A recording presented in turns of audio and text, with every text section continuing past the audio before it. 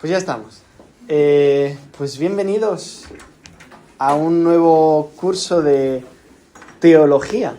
Ya hemos venido viendo otras cuestiones doctrinales y teológicas.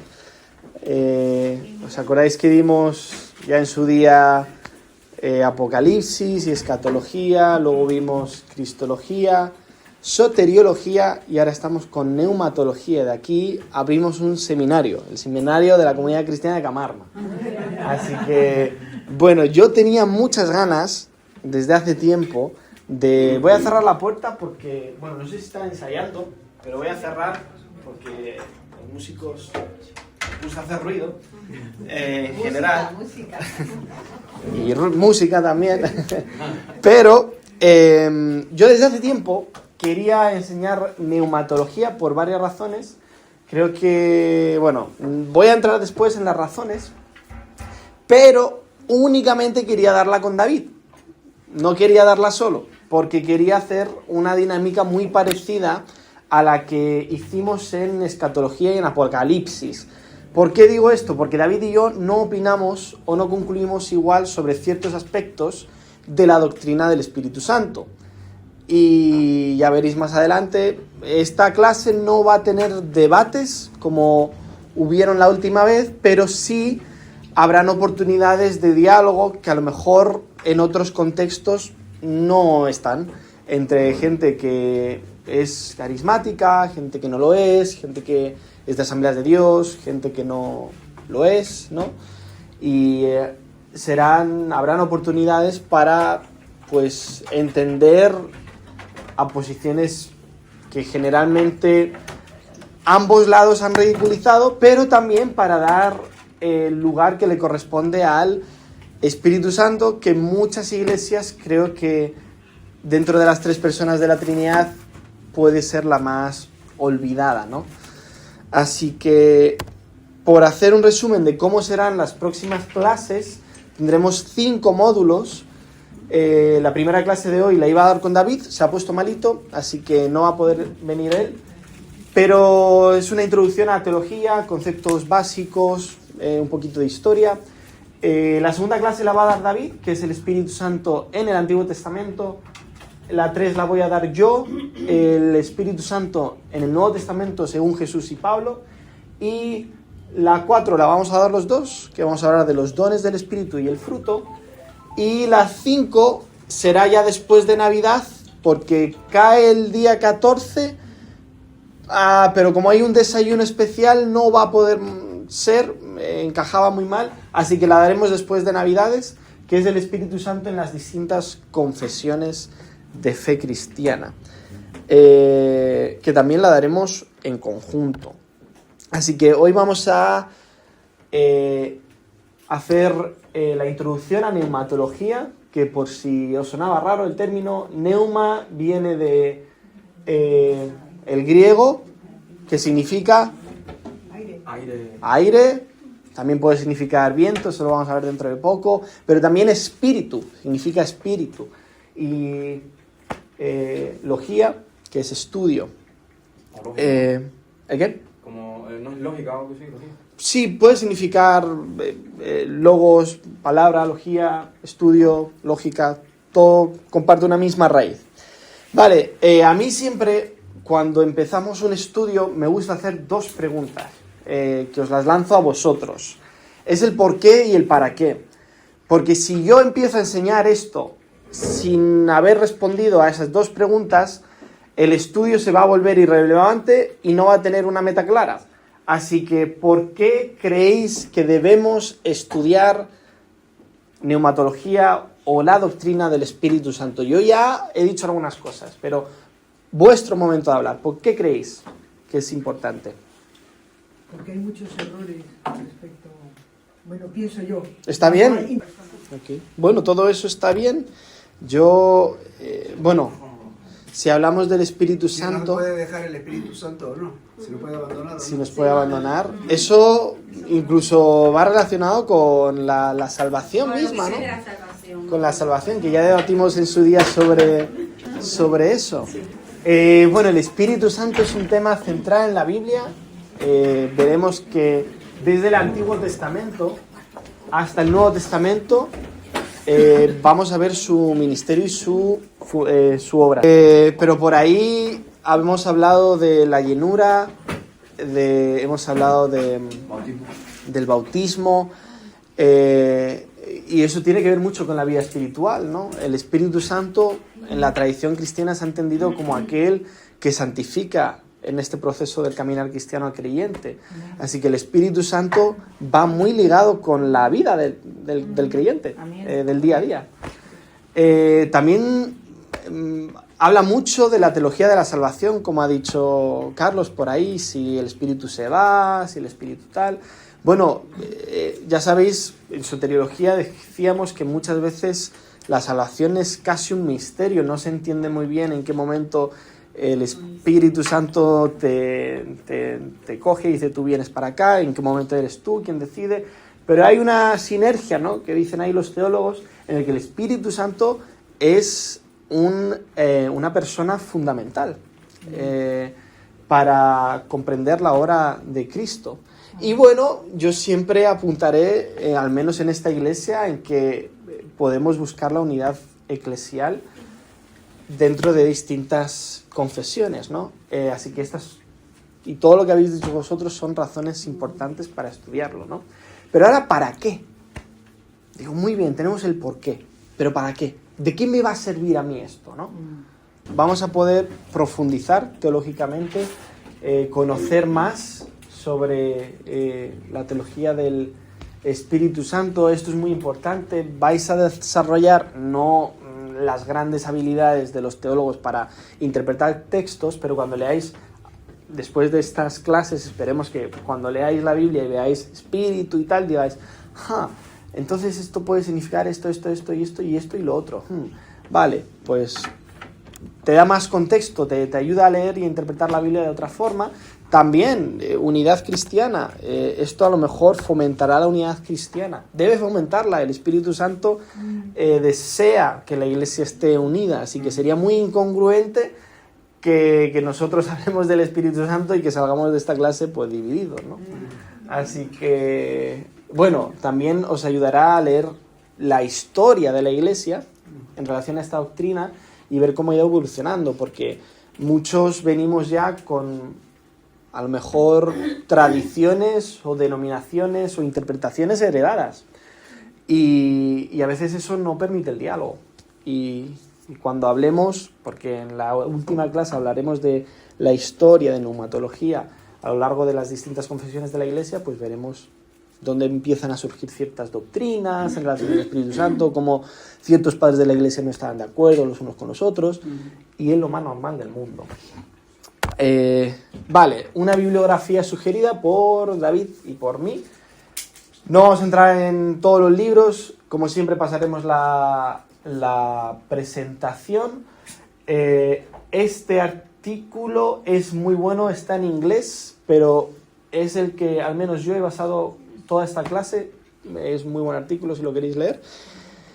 Pero vamos a hablar de términos. Aquí me gustaría que dijerais, vale, términos relacionados con el Espíritu Santo. Ya lo hicimos en soteriología y en cristología. Decidme términos que se os vengan a la mente cuando hablamos de la doctrina del Espíritu Santo. Palabras sueltas, lluvia de ideas. ¿Perdón? Paracleto, muy bien. Consolador, ¿vale? Abogado. El espíritu de verdad. Espíritu de verdad. Defensor. El gozo de la salvación. Gozo de la salvación.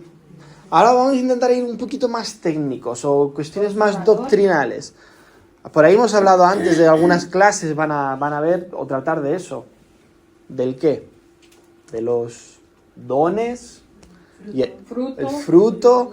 Podemos entrar ahí a ciertos dones más, ¿cómo decirlo? Controversiales, ¿no? Lenguas, más cosas. ¿Te ocurre algo? Enseñanza. ¿El qué? Enseñanza. ¿Quién ha dicho por ahí? Interpretación. Interpretación. Guía. Guía. Convencimiento. Convencimiento. Unidad. unidad, ¿vale? Unión con el Padre. Unión con Padre. Trinidad. Verdad. Trinidad, ¿vale? Fe. Ok, bueno, todos esos son términos que puede que surjan, y si surge uno que no hemos dicho, pues ya sabéis que podéis preguntar. Pero en la Biblia hay dos conceptos, tanto en el Nuevo Testamento como en el Antiguo Testamento, dos palabras que por lo general suelen ser las que comúnmente se traducen como espíritu. Neuma, que de ahí viene el estudio, neumatología, y ruá en el Antiguo Testamento.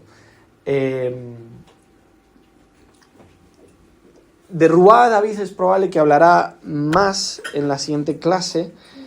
Suele estar asociado con el concepto de fuente de vida.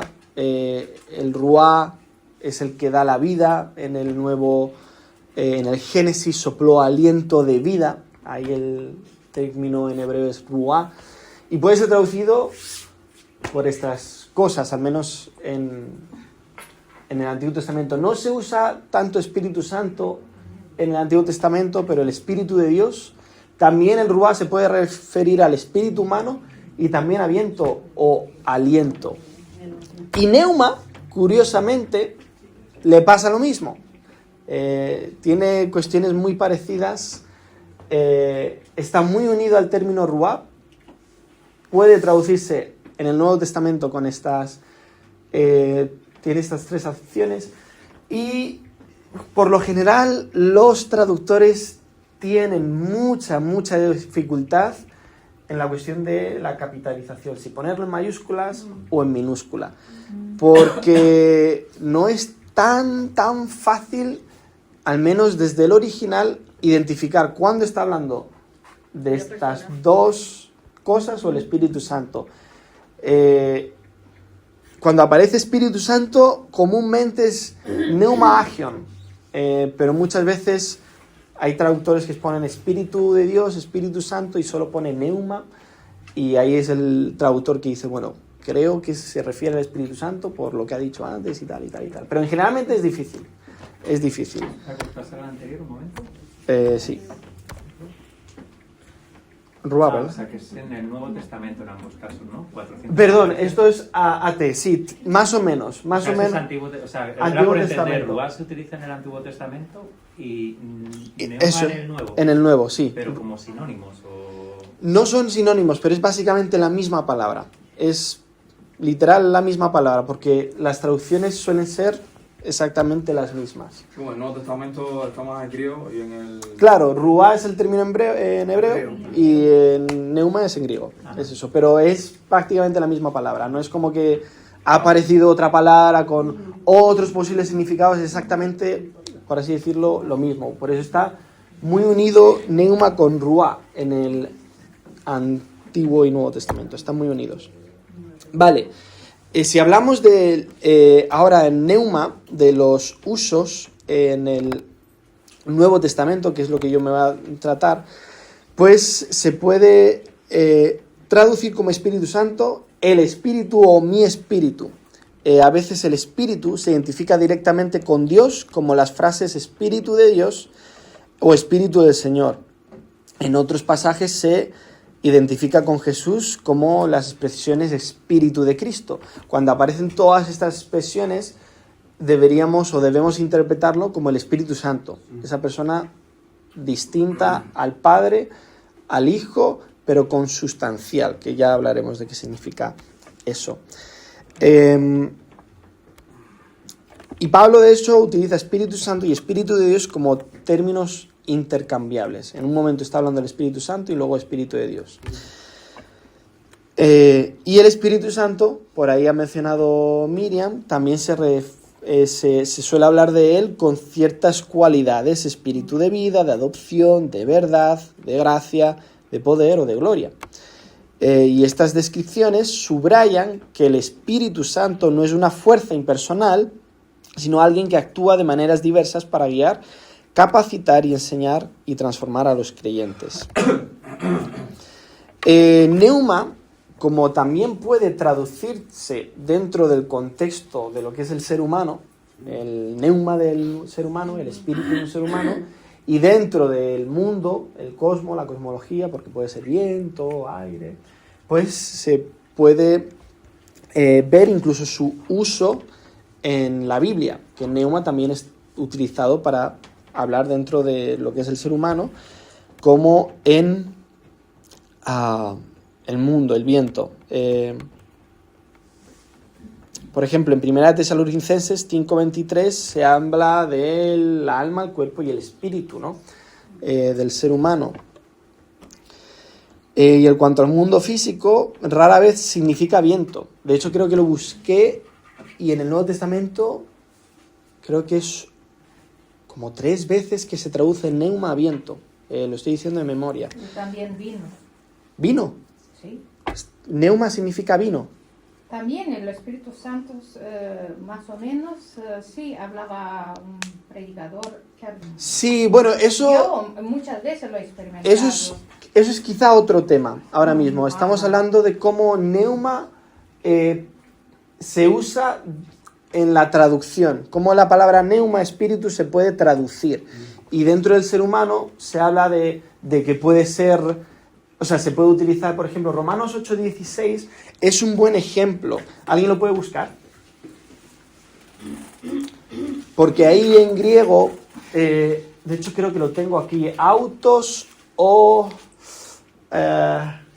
neuma, no me acuerdo de esa palabra, pero neuma, aquí no aparece neuma agion, no aparece Espíritu Santo, aparece neuma, bla bla bla bla, y luego neuma, ¿no? El Espíritu habla a nuestro espíritu.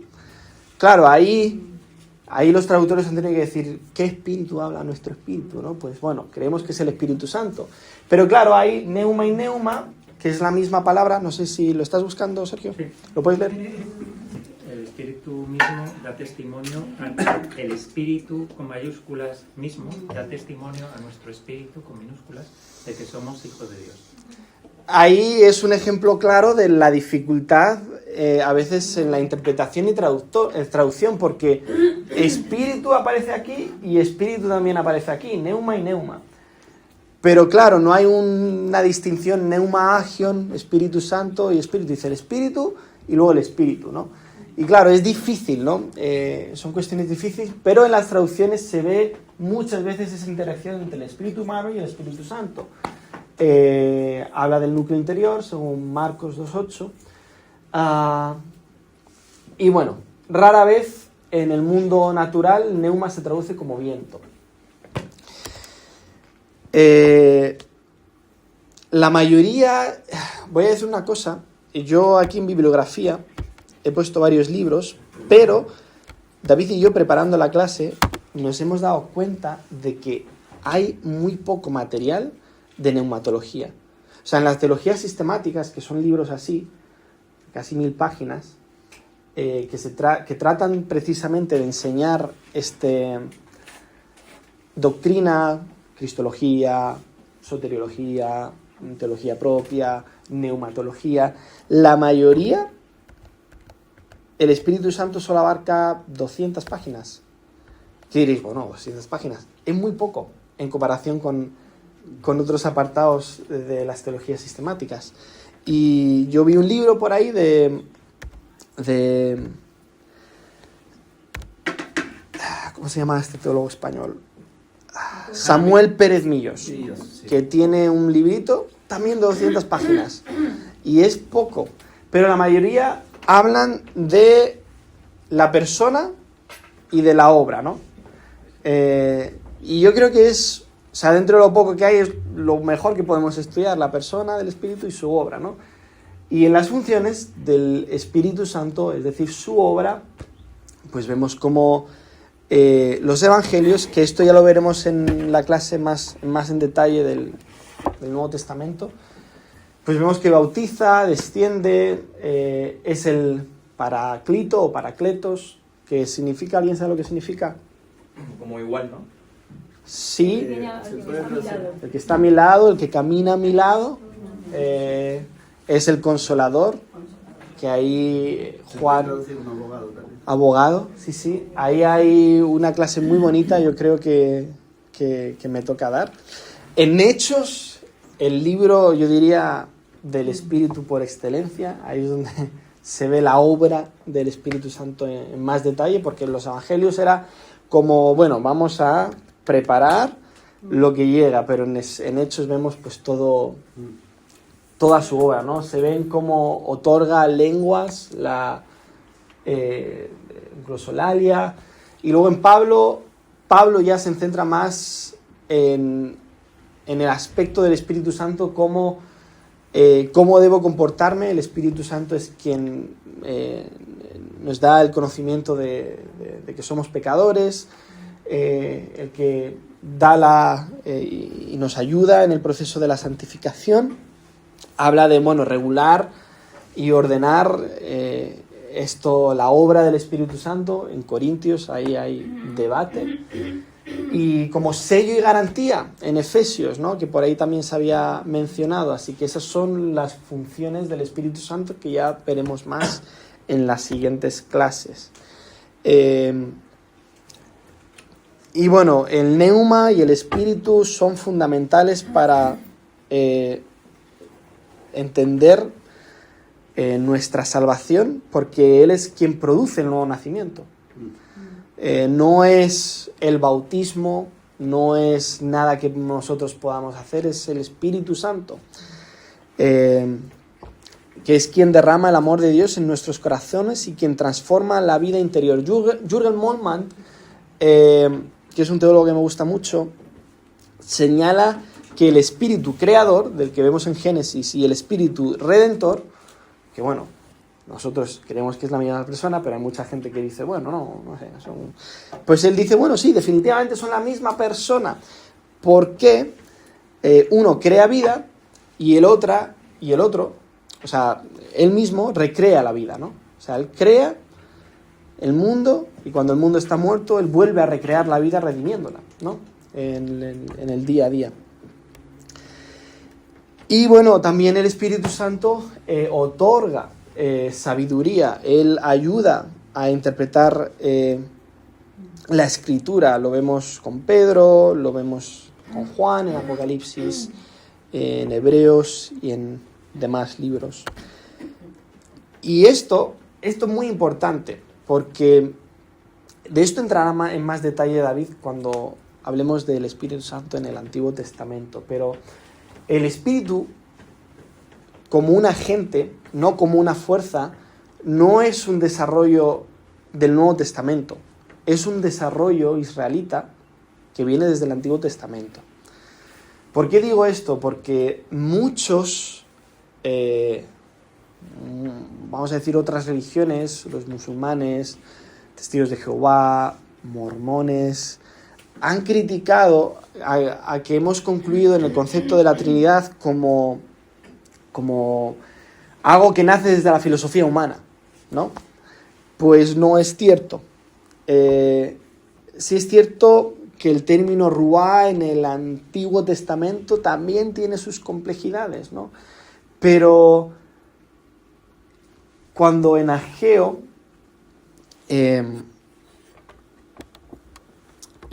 hace una reflexión sobre el Éxodo, él vuelve a traer esta imagen, y es algo que solían hacer mucho los profetas del Éxodo. Él iguala el Ruá con la columna de fuego. Dice, mi espíritu permanecerá entre vosotros. No tengo el término hebreo aquí, pero sí lo vi, lo prometo. Pero literalmente significa se pondrá de pie entre vosotros, ¿no? Y os protegerá.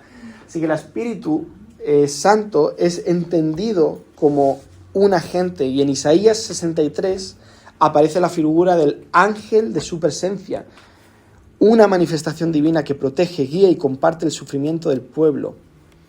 Y más adelante el texto identifica a ese ángel con el Espíritu Santo.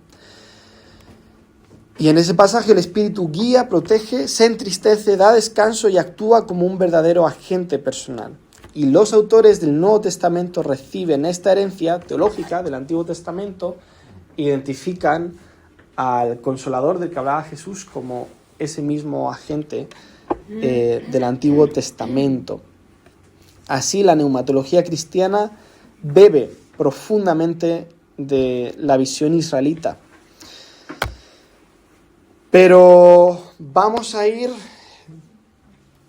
si me da tiempo a todo, haciendo un breve repaso. Voy a ser muy sencillo también por daros tiempo a preguntas. Ya hemos visto el Espíritu Santo en el Antiguo Testamento. Se ve ahí cómo David entrará en más detalles de esto. No voy a repetirme mucho. Pero si hablamos ya un poco de la historia de la neumatología, en los primeros siglos, ¿alguien sabría decirme de qué tratan los primeros concilios de la Iglesia, el concilio de Nicea y el concilio de Constantinopla? ¿Alguien sabe qué es esa cosa? Los concilios, por así decirlo, voy a parafrasear, eran reuniones en las que el cuerpo de obispos, mayoritariamente, que no eran tantos como los que tendríamos hoy en la Iglesia, se reunían para esclarecer asuntos, ¿no? Donde había debates. Hacer un consenso, tomar una decisión, ¿no? Y el concilio de Nicea, que se está celebrando aniversario, 1700 años, ¿no? Sí, 1700 años desde el concilio de Nicea. Y por eso a lo mejor si veis libros se está hablando mucho últimamente del concilio de Nicea. Fue una asamblea de obispos convocada para resolver la controversia del arrianismo. ¿Alguien sabe qué es el arrianismo? ¿No? Sí, ¿quién lo sabe? Bueno, pues está el tema del calvinismo y lo opuesto es el arrianismo, ¿no? No, el calvinismo lo antitético sería el arminianismo, perdón. ¿Alguien iba a decir algo? Que Jesús había sido creado por Dios. Muy bien, sí, básicamente el arrianismo afirmaba que Jesús no era coigual a Dios, no era un ser divino, era un ser creado y por lo tanto no era Dios, no era Dios encarnado. Tristemente, en ese momento de la historia de la Iglesia, la mayoría de obispos sostenían esto. Y no fue el Papa o quien fuera que fuera sumo pontífice, que no se tiene nada claro, no fue ni un Papa, no fue nadie. ¿Saben quién comenzó a decir esto no puede ser así? Un secretario de un obispo, como un secretario de iglesia, que se llama Atanasio de Alejandría. Atanasio de Alejandría, que tiene un libro muy famoso que se llama La encarnación del verbo. Pero bueno, por ir directos, el concilio de Nicea principalmente trató de resolver el asunto de Jesús como alguien divino y consustancial al Padre. Y no hablaron mucho del Espíritu Santo, pero dejaron o asentaron las bases para el siguiente concilio que vino pues con menos de 60 años después, que fue el concilio de Constantinopla, que reafirmó el credo de Nicea y completó en su enseñanza sobre el Espíritu Santo. Declaró que el Espíritu es Señor y dador de vida, plenamente divino, y que procede del Padre y es adorado junto al Padre y al Hijo. Y con este concilio se consolidó oficialmente la doctrina de la Trinidad clásica. Y luego, después, con todo esto ya empiezan un poco, digamos, las diferencias, ¿no? Entre iglesias o los matices. Porque en el concilio de Constantinopla se habla de que el Espíritu procede del Padre. Pero luego hubo el gran cisma entre la Iglesia de Oriente y la Iglesia de Occidente, la Iglesia, vamos a decir, de Roma y la Iglesia ortodoxa actual, en el que no estaban de acuerdo. Decían, no, procede del Padre y del Hijo, ¿no? Y dentro de muchas causas que hicieron que se dividieran, esa fue una, ¿no? Y ya así la Iglesia Ortodoxa estaba añadiendo matices que a lo mejor la romana no, en la que no estaba a lo mejor reflexionando tanto. Y ya empiezan ahí, pues eso, las diferencias. Y Trinidad fue acuñado primero por Teófilo y luego afianzado más tarde por Tertuliano, por el siglo III, ¿vale? ¿Alguna pregunta hasta aquí? Cuando se habla de proviene, ¿qué estáis entendiendo vosotros? Que nace de... ¿Qué queremos decir con nace? Vamos a ser como más, vamos a definir, intentar definir las... Como que viene Si de- tú dices que algo proviene de algo, es como algo existió primero y de ahí salió otra cosa. No, Ah. no estás diciendo eso. Bueno, pues... Si yo digo que no sé, cualquier cosa que proviene de otra, tiene que necesariamente haber existido esa otra cosa antes que lo Es que que proviene. provenir no necesariamente implica, Marcos, existencia, preexistencia. No sé si te puedo dar un ejemplo. O no sé, es mi pregunta, ¿qué es lo que estás queriendo decir? ¿Que no estaba desde el principio? No, ojo, un momento, yo no he afirmado, un momento, por favor, un momento, hermanos, yo no he afirmado nada. Yo estoy diciendo lo que los primeros concilios de la Iglesia están diciendo, ¿vale? Yo no he dicho nada. Yo lo que he dicho es que provenir no necesariamente implica Provenir o es proceder. procede. Son matices. Pero termina la idea de lo que iba a decir. Que provenir no necesariamente, en el uso que se le está dando en el Concilio de Nicea, implica preexistencia o existencia. El Concilio de Nicea, ojo, merece la pena, yo lo he mencionado en 5 minutos. Se han escrito miles de libros del Concilio de Nicea. El Concilio de Nicea es, bueno, Nicea y Constantinopla, y yo diría que Éfeso, es un fundamento para toda la Iglesia. Y yo, claro, lo estoy presentando en 5 minutos con fines introductorios. Si queréis, damos una clase del Concilio de Nicea y de Constantinopla entera. Pero eso, lo que quería decir es, cuando Jesús, voy a hacer mi interpretación, ojo, es mía, no sobre lo que el Concilio de Nicea quería decir. Cuando Jesús dijo que él iba a enviar al Espíritu Santo, el Espíritu Santo es enviado por Dios Padre y Dios Hijo, de la misma forma que Jesús fue enviado por Dios Padre. Yo creo que es a lo que se quieren referir, y es lo que comúnmente creo que se ha entendido.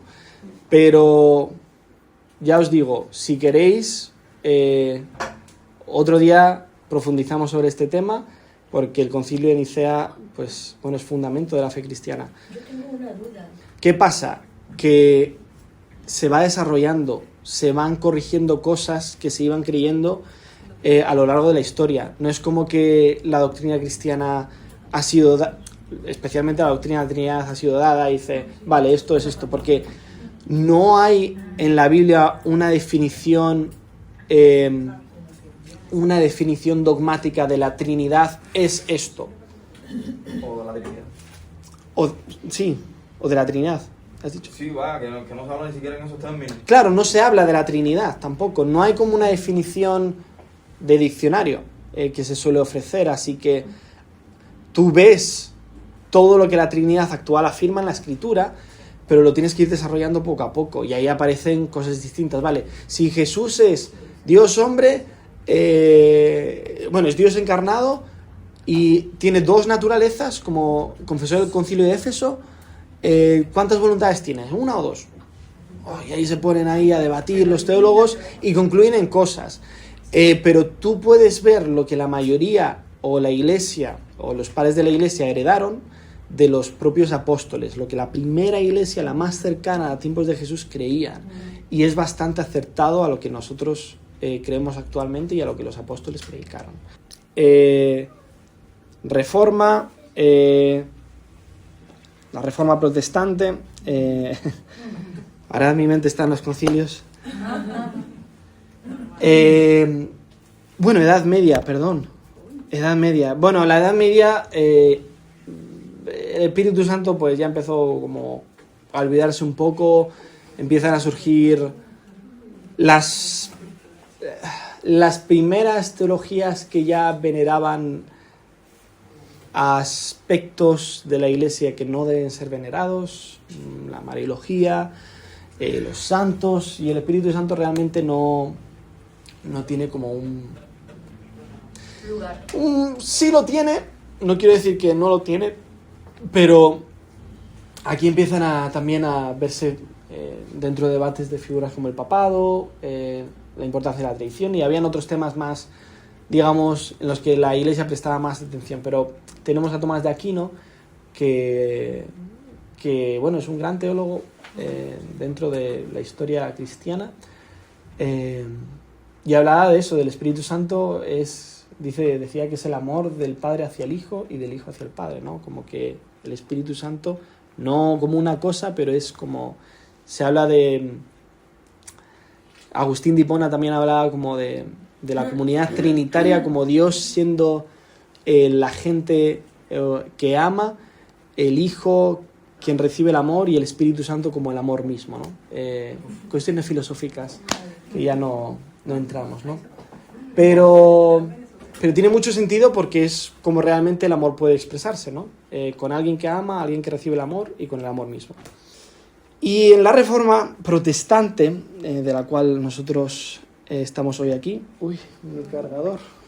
A lo mejor la clase dice... Yo tengo un cargador aquí. No pasa nada. Yo creo que llego.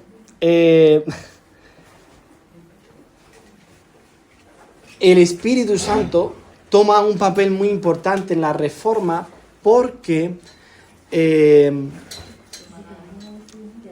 es aquel que ilumina a aquel que interpreta la Escritura. No es un magisterio, ¿no? Que te dice, bueno, debemos creer esto y punto, ¿no?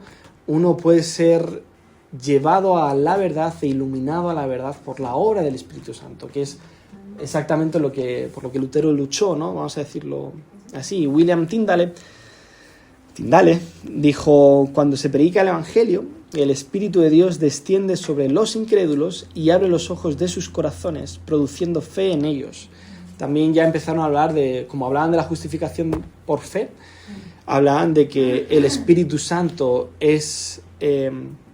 la fe proviene del Espíritu Santo, o proviene del Espíritu Santo.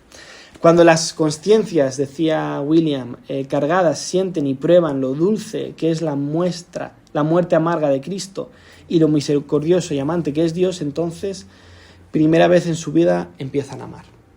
Así que el Espíritu Santo es el autor de nuestro amor a Dios. Y ya está. No ya está realmente, porque la historia no acaba aquí, pero claro, esto sí me gustaría hacer como ya un ejercicio más para vosotros, porque si hablamos de teologías contemporáneas, aquí, ¿qué conocéis vosotros por teologías relacionadas con el Espíritu Santo actuales? Tenemos, la época de la Reforma, tenemos tal... Podría hablar de los puritanos. ¿Alguien sabe quiénes fueron los puritanos? Tú eres reformado, ¿sabes un poco de los puritanos?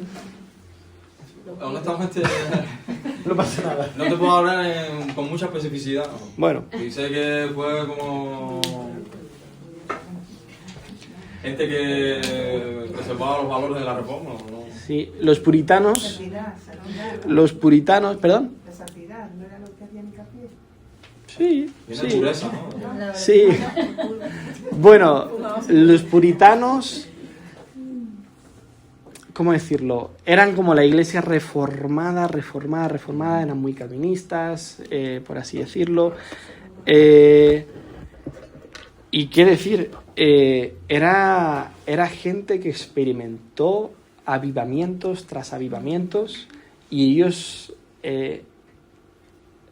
estos avivamientos se los atribuían a la obra del Espíritu Santo, ¿no? Totalmente. Amén. ¿Qué quiero decir con esto? Que muchas veces mucha gente puede pensar que lo reformado... Yo crecí en la pentecostal, así que me voy a dar derecho a afirmar ciertas cosas, ¿vale? A mí me decían que otras denominaciones cristianas no creían en la obra del Espíritu Santo. Y yo decía, wow, pues qué mal, ¿no?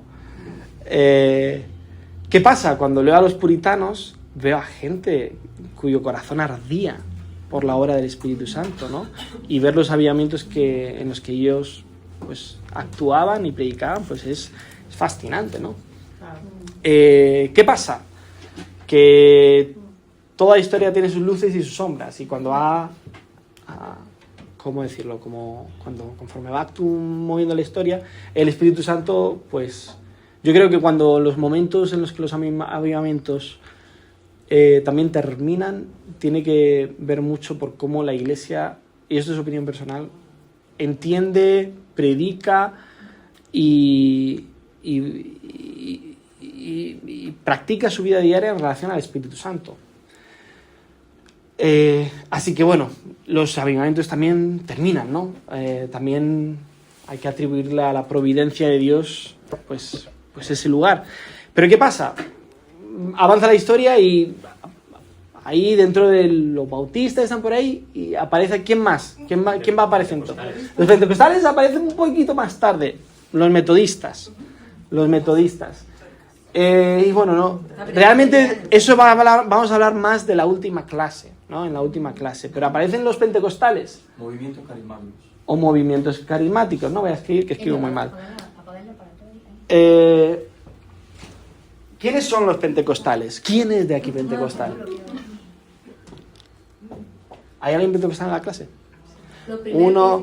Riley levanta la mano. Así que... Proviene el nombre propiamente de cuando descendió el Espíritu Santo. Eso. No, que es exagerar de hoy, no. Que descendió. Pero dicen que descendió el Espíritu Santo, porque el Espíritu Santo yo creo que estuvo durante toda la historia. Claro. Sí. Toda la historia, es que hay que ver toda la historia. Pero hay una realidad. Un momento. No. Vamos a hablar levantando la mano. Por favor. ¿Quiénes son los pentecostales? ¿Y quién de aquí es pentecostal? Ya sabéis que no... Aquí no se hace acepción de personas por... Pues bueno. Amén. Pero vale mojarse, se puede mojar uno. Los pentecostales consideran que el bautismo del Espíritu Santo es algo distinto a la conversión inicial. Ay, qué buena pregunta. Sí, pues no te sé responder. Porque... ¿El qué? ¿Cómo dice que no sabe responder? No, porque Asambleas de Dios, según cada país, dice una cosa. Pues hay que hacer un concilio. Habría que hacer un concilio. Pero, ojo, los bautistas son iguales, ¿eh? No. Por eso te digo, tú preguntamos el día. Claro. Pero sí es verdad que podríamos ir en la historia y decir cómo nace el movimiento pentecostal, ¿no? Muy bien. Cerca de 1900... Bueno... Casi como a principio de... Sí, por ahí. Los pentecostales, no sé si empezó... Bueno, pero... Después de todo esto, que si vamos a la historia de la iglesia pentecostal, es una iglesia bastante buena, creo que fue necesaria en la historia, ya la neumatología toma un rumbo, no voy a decir distinto, pero un rumbo del cual se han escrito muchos libros, y aquí empiezan a haber muchas controversias. ¿Alguien podría decirme controversias en relación, no a iglesias pentecostales, pero controversias actuales, ¿no? En relación a la neumatología? Por ejemplo, mi hermana, tienes que hablar en lengua en primer lugar. En primer lugar, una condición para eso, tú tenés llenura de Espíritu Santo, es que tienes que hablar en lengua. Vale. Me quedo ahí. Lluvia de ideas. Por ejemplo, lenguas. Lenguas es una controversia, Porque ¿no? ellos consideran que ese ahí es el bautismo del Espíritu Santo. Llenura y bautismo, ¿vale? Este no es momento para responder a controversias, es momento quizás solo para definirlas, ¿no? Para decir, vale, esto puede ser una controversia porque a lo mejor merece la pena hablar después de esto. Dones. ¿A qué hora cierran ahí la...? A las 12 menos 10. Dones, pero Si alguien quiere tomar café, que salga. es verdad. Yo también quiero, no voy a tardar mucho más, pero también aquí hay una controversia relacionada a esto. ¿Que hay hoy en día o no? Eso es muy buena. Y es muy buena y no nace de De hecho, Pentecostal. está relacionada con lenguas también. Si han cesado, vamos. Sí, pero lenguas también puede definirse como qué es, ¿no? Ah, vale. ¿Qué es? Pero, por ejemplo, en la vigencia de los dones entran más dones. Vigencia. Sí. Eso, vigencia. Vigencia. ¿Cómo se Pero llama? ahí vas a tener que meter las lenguas porque está ahí. Claro. ¿Cómo se llaman aquellas personas que creen que los dones no son vigentes, los dones espirituales? Cesacionistas. Cesar, ¿vale? ¿Y cómo se llaman los que creen que todavía continúan? Muy bien.